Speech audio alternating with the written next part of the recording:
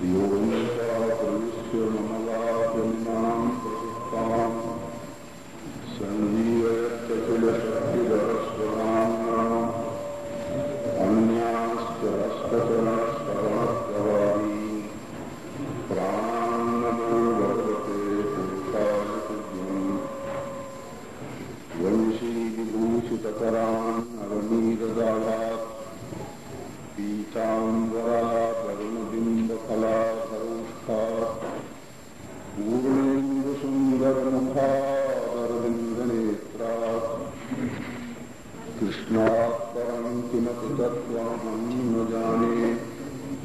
नमो नरघनश्यामो कामकामितदेहिने कमलाकामसौदामो कमकामपगीहिने श्रीकृष्णाय वासुदेवाय हरये परमात्मने प्रणतक्लेशनाशाय गोविन्दाय नमो नमः। नमः श्रीपरमहंसास्वादित शरणकमलचिन्मकरन्दाय भक्तजनमानसनिवासाय श्रीरामचन्द्राय श्रीकृष्ण गोविन्दाय मुरारे।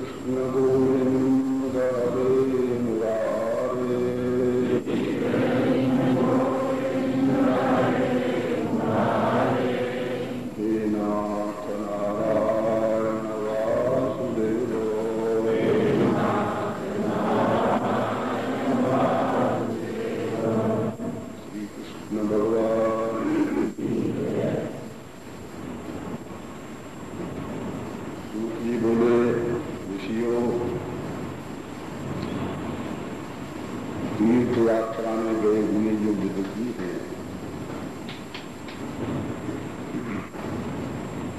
वे मैत्रेय के पास गए। विजरो मैत्रेया स्वगत रूपम हरिं यात्रा। मैत्रेय जी के द्वारा वो अपने स्वरूप को जान करके, स्वरूप का ज्ञान प्राप्त करके और लौट करके हस्तिनापुर में आए। बस 3-4 प्रश्नों का उत्तर पा करके ये कृतकृत हो गए और प्रश्नों से उन्होंने उपराम ले लिया। यावतः प्रश्नान् प्रथमं कृतवान् तेभ्यः प्रश्नेभ्यः उपराम। विदुर जी जब तीर्थ यात्रा से लौट करके आए तो उनका स्वागत करने के लिए युधिष्ठिर महाराज, धृतराष्ट्र, युयुत्सु, संजय ये सब लोग पहुंचे। गांधारी, द्रौपदी, सुभद्रा हर्षेण सम्मुखम जम्मू बड़े प्रसन्न होकर के विदुर जी का सबने स्वागत किया। विदुर जी से का दर्शन करके सबके प्रेम के आंसू आंखों से निकलने लगे। विदुर जी जब बैठ गए सुखमासीनम तम नम्रतया सर्वेषां स्मरतां नरकृष्ण। जब विदुर जी बैठ गए तो उनसे महाराजा युधिष्ठिर इस तरह से पूछते हैं, विदुर जी आपने बड़ी बड़ी आपत्तियों से हमको मुक्त किया। तीर्थ यात्रा करते समय कभी आप हमारा स्मरण करते थे क्या? तीर्थ यात्रा करने के समय आपने अपने शरीर की, देह की वृत्ति शरीर का निर्वाह किस प्रकार से किया, किन किन तीर्थों में आपने भ्रमण किया। भगवान के भक्त तो स्वयं तीर्थ होते हैं, वो तो और तीर्थों को जाकर के पवित्र करते हैं। ये भगवान श्री कृष्ण को जो देवता मानते हैं, वो यादव लोगों को आपने देखा, वो सुखी तो हैं। इस तरह से जब प्रश्न किया विदुर जी से, तो विदुर जी ने तो जाकर के सब देखा था, वो द्वारका भी होकर के आए थे। यादव भी आपस में लड़ करके मर गए थे, पर विदुर जी ने वो यादव कुल का नाश सुनाया नहीं युधिष्ठिर को। कहते हैं इसको सुनकर के युधिष्ठिर को बड़ा दुख होगा, तो वो इनको दुखी देखना नहीं चाहते थे। इसके अनंतर कहते हैं कि वो विदुर जी कुछ दिन वहां रहे धृतराष्ट्र का हित करने के लिए। पांडवे सत्कृतो विदुरो धृतराष्ट्रा सत्वम समुपादेश।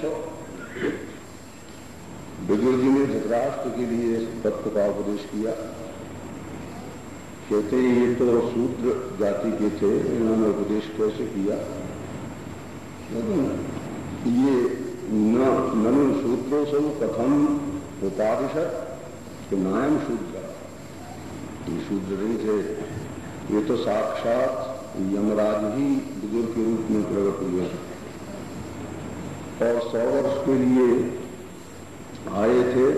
वो समय भी समाप्त हो चुका है। 100 वर्ष के लिए शूद्र योनि में तुम चले जाओ, ये शाप था मांडव ऋषि का, वो पैदा हो चुका है।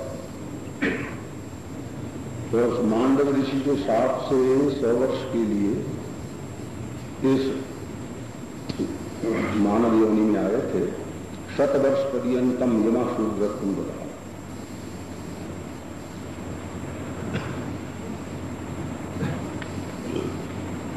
अथ लब्धराज्यो युधिष्ठिरो वंशधर्म परीक्षितम दृष्टवा।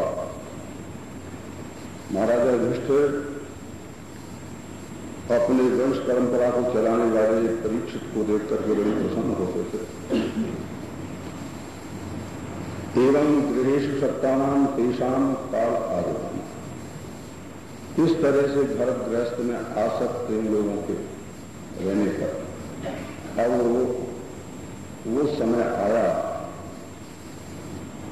कि जो सबके सामने अंतिम समय आता है, उसको विदुर जी ने जब जान लिया, जो यमराजी थे, कि अब इन लोगों का अंतिम समय है, तो धृतराष्ट्र से कहने लगे विदुर जी, अरे ग्रहात शीघ्रम निर्गम्यता। अरे भैया अब तुमको घर से शीघ्र निकल जाना चाहिए, ये भयंकर समय आ रहा है, कश जिसकी कोई प्रतिक्रिया नहीं है। ये कालेनाभिग्रस्तो जनः प्राणाभिर्दीज्यते किम पुनर्धनादि। ये मृत्यु के रस में प्राणी आकर के शरीर से भी पृथक हो जाता है, प्राणों से भी रहित होता है, फिर धनादि को छोड़ना और उसकी पकड़ना क्या है। देखो तुम्हारे पुत्र मारे गए, सुहृद मारे गए, तुम स्वयं वृद्ध हो गए हो, शरीर ही तुम्हारा जर्जर हो गया है, और फिर तुम पांडवों के घर में रहते हो, दूसरों के घर में रहते हो। जराग्रस्ता सांप्रतम परगेहे वससी। देखो जीवित आशा गली, जिस भीमसेन ने तुम्हारे 100 पुत्र मारे हैं, उसी भीमसेन का दिया हुआ भोजन करते हो तुम। जिन पांडवों को तुमने अग्नि में जलाने का प्रयत्न किया, द्रौपदी का अपमान किया, इसलिए कहते हैं अरे अतो धीरो भाव, तुम धैर्य को धारण करो। धीर किसको कहते हैं? कि गत स्वार्थ में देहम विरक्तो मुक्त बंधना अविज्ञात गतिर्जहिया सवई धीर होगा। जब समझ ले कि शरीर से हमको जो कुछ करना था वो कर लिया, फिर तो संपूर्ण बंधनों से मुक्त होकर के ऐसी स्थान पर जाकर के शरीर को छोड़े कि जहां कोई अपना परिचित ही न हो, उसको धीर पुरुष कहते हैं। या स्वकात पर तो वेदो जात निर्वेद आत्मवान फिर कृपा हरिम गेहा प्रब्रजे स नरोत्तम। या अपने आप या दूसरे के कहने से और हृदय में भगवान का ध्यान करता हुआ अपने घर से जो निकल पड़ता है उसको नरोत्तम कहते हैं, श्रेष्ठ पुरुष कहते हैं। इसलिए तम धीरो ना भू अतः तुम उत्तराम दिशा में गच्छ, अब तुम उत्तर दिशा को चले जाओ। ये जब विदुर जी ने धृतराष्ट्र से कहा तो महाराज धृतराष्ट्र जो थे रात्रि को अपनी पत्नी से भी नहीं कहा, किसी से नहीं कहा, संजय से भी नहीं कहा, रात्रि में ही वो उठ करके उत्तराखंड को चल दिए हाथ में अपना डंडा लेकर। जब उनकी गांधारी ने देखा हमारे पतिदेव इस समय विरक्त होकर के उत्तराखंड गुजार रहे हैं, तो गांधारी भी उनके पीछे पीछे चल गई। प्रातःकाल हुआ, संध्या वंदन करके और उनको प्रणाम करने के लिए महाराजा जब युधिष्ठिर आए तो देखा सिंहासन खाली है, न धृतराष्ट्र है, गांधारी है। संजय से पूछा कि संजय अस्माकं ताको धृतराष्ट्रो विदुरो गांधारी चुका, हमारे पिता धृतराष्ट्र माता गांधारी कहाँ है? क्या हमसे कोई अपराध बन गया क्या? किम गंगा में तो उन्होंने गंगायाम पपाता, किम गंगा में तो नहीं कूद गए? जब संजय से पूछा तो संजय जो है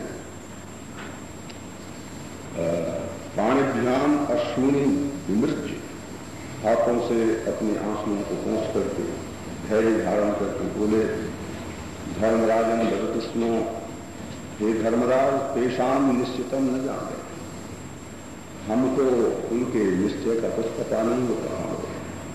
तैरहम वंचितोस्मि, उन्होंने हमको भी ठग लिया, हमसे भी कुछ नहीं कहा।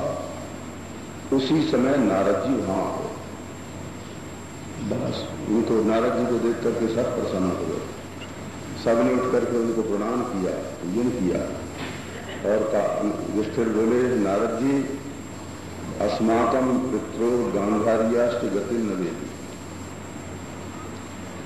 हमारे माता पिता गांधारी महाराजा धृतराष्ट्र कहाँ है? नहीं, पता नहीं है हम लोगों को, कहाँ चले गए? आप तो सर्वज्ञ हैं, आप बताइए। नारद जी बोले, अरे उनके लिए तुम शोक मत करो, ये संपूर्ण जो जगत है भगवान के अधीन है। भगवान प्राणियों का संयोग और वियोग करते रहते हैं। देखो, जैसे एक बच्चा खिलौनों से खेलता है, खेलने की जो सामग्री होती है, कभी कभी तो उन खेलने की सामग्रियों को एक साथ एक जगह रख देता है, कभी कहीं किसी को रख दिया, गेंद कहीं रख दी, कोई चीज कहीं रख दी। ऐसे भगवान के खिलौने हैं ये, तो कभी इनका संयोग भगवान करते हैं, कभी इनका वियोग करते हैं। तस्मात् यह लोके स्नेहा बिना शोक हेतु न, इसलिए लोग जो दुखी होते हैं वो ममता हो जाने से, स्नेह हो जाने से दुखी होते हैं। इसलिए तुम उनके लिए शोक मत करो, धैर्य धारण करो। ये जो शरीर है काल के अधीन है, ये दूसरे की क्या रक्षा कर सकता है? जैसे सर्प के मुंह में पड़ा हुआ मेढक और किसको बचा सकता है? सर्पग्रस्तो यथा अन्यम न रक्षति तद्वत्। हे राजन, इस जगत में एक नारायण जो है अपनी माया से अनेक प्रकार से जगत की रचना करते हैं। वो भगवान दैत्यों का विनाश करने के लिए इस पृथ्वी पर अवतीर्ण हुए हैं। प्रायः देवताओं का जो कार्य है निष्पन्न हो चुका है। वो कुछ थोड़े दिन के लिए प्रतीक्षा कर रहे हैं। तुम लोग भी थोड़े दिन के लिए प्रतीक्षा करो। इस समय देखो गांधारी के सहित धृतराष्ट्र जो है हिमालय के दक्षिण की ओर हिमवतो दक्षिणी ऋषिनाम आश्रमम गता, तो हिमालय पर पहुंच गए हैं। और जहां सप्त सरोवर कहते हैं, जहां गंगा 7 धाराओं में बही है ऋषियों को प्रसन्न करने के लिए। ऋषि प्रीतये सप्तदा व्यर्धा तत्तीर्थम सप्तस्रोते, जिसका नाम सप्तस सरोवर है, सप्तस सरोवर है, धृतराष्ट्र जी वहां पहुंच गए। वो इस समय त्रिकाल स्नान करते हैं और केवल जल पी करके रह रहे थे। जितासन वो जितश्वास, एक आसन पर बैठ गए। प्राणों को उन्होंने बस में कर लिया, भगवान का ध्यान कर रहे हैं। रजोगुण तमोगुण उनके चित्त से निकल गए। मन को बुद्धि में एकाग्र करके, बुद्धि को जीव में लीन करके घटाकाश को जैसे महाकाश समझ लेते हैं, ऐसे जीव को ब्रह्म रूप समझ करके और इस समय वृक्ष के समान बैठ गए। अब जाकर के तुम विघ्न मत करो, हमने तुमको पता उनका बताया, अब जाकर के उनके विघ्न मत बनो तुम जाकर। वो इस समय समाधि में बैठे हैं। वो धृतराष्ट्र आज से 5वें दिन पंचमी हनि देहम त्यक्षति, वो अपने शरीर को छोड़ देंगे, त्याग देंगे। वो योगाग्नि से उनका शरीर भस्म हो जाए। लौकिक अग्नि से अपने शरीर को नहीं जलाएंगे, योगाग्नि से उनका शरीर जलेगा और अपने पति के शरीर को भस्म होते हुए जलते हुए देख करके उसमें गांधारी भी उसमें प्रवेश कर जाएंगे। इस तरह विदुर जी ये सब कुछ देख करके हर्ष और शोक से युक्त होकर के अपने भाई की सदगति देख करके उनको हर्ष होगा, भाई का वियोग हो जाने से कुछ दुखी भी होंगे, तो तीर्थ यात्रा करने चले जाएंगे। नारद जी ऐसे कह करके ये समाचार उनको सुना करके नारद जी वहां से चले गए।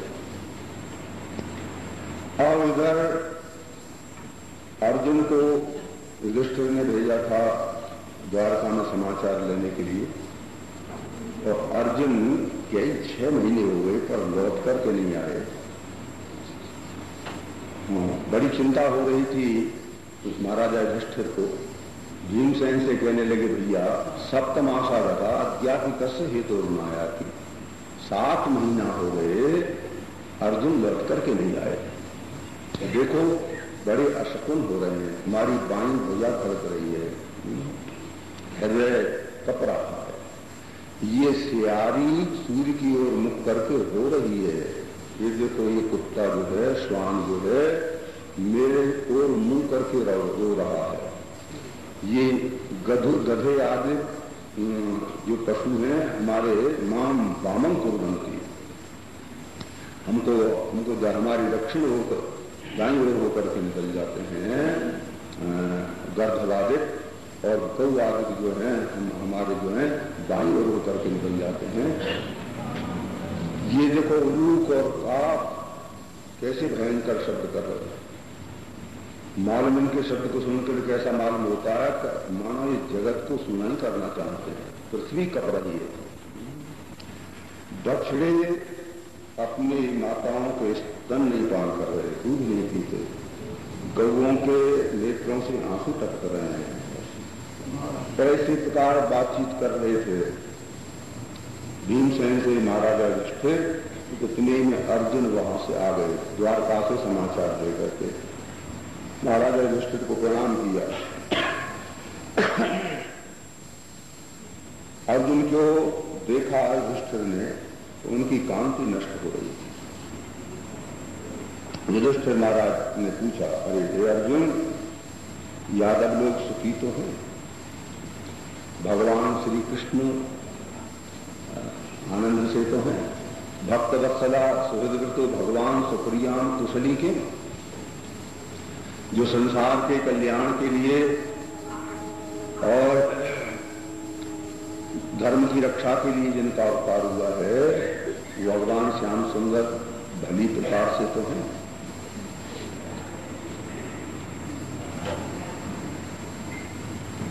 सबकी उन्होंने कुशल पूछी, हे अर्जुन तब आरोग्यम किम, तुम उदास क्यों मालूम होते, तुम्हारा स्वास्थ्य ठीक है ना, तुम निस्तेज कैसे हो रहे हो, कहीं क्या तुम्हारा कोई अपमान हुआ है। ब्राह्मणम बालम वृद्धम गाम रोगिणम स्त्रियंच शरणागतान बा न रक्षितवान के, क्या इनकी तुम रक्षा न कर पाए हो, इसलिए तुम्हारा तेज नष्ट हो रहा है। यद्वा वृद्धान बालांश्च विहाय त्वया पूर्वम भोजनम कृतम, ये नहीं कहते। ऐसा तो नहीं हुआ कल कि छोटे छोटे बच्चे देख रहे हों, वृद्ध लोग बैठे हों और सबसे पहले तुमने भोजन कर लिया हो, इससे भी तेज नष्ट होता। अनेक कल्पनाएं इस तरह से जब प्रश्न किए तथो अर्जुन कृच्छेण नेत्र जलम विमृज्य, बड़ी कठिनाई से धैर्य धारण करके और अश्रुओं को पहुंच करके प्रेम से व्याकुल होकर के अर्जुन बोले, भगवान का स्मरण करके वाणी उनकी गदगद हो रही थी। अर्जुन बोले, महाराज श्री कृष्ण ने बन चुके उसमें और कुछ बात नहीं, भगवान का उनको धोखा दे गए। देवता मैंने वो कार्य किए थे भगवान की कृपा से कि देवता भी आश्चर्य में पड़ जाते थे। देखो, जिन भगवान की कृपा से स्वयंवर में जाकर के संपूर्ण राजाओं को निस्तेज करके मैंने द्रौपदी को प्राप्त किया, जिनकी सन्निधि से, जिनकी कृपा से महेंद्रम विजित्य, इंद्र को जीत करके मैंने अग्नि के लिए खांडव वन जलाने के लिए दे दिया। बंधे अहम खांडवम वनम दत्तवान मया सभा से लगता,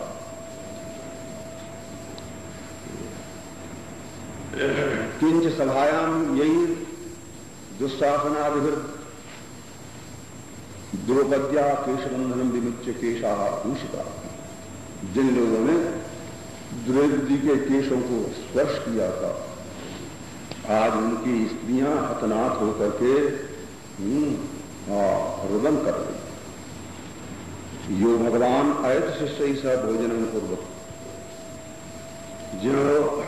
जिन्होंने वन में जाकर के, जिन भगवान श्री कृष्ण ने दुर्वासा जी से हमारी रक्षा की, महाभारत में कथा है।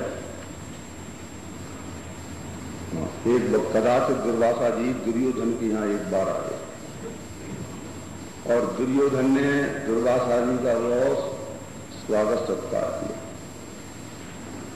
और दुर्वासा जी को प्रसन्न कर दिया।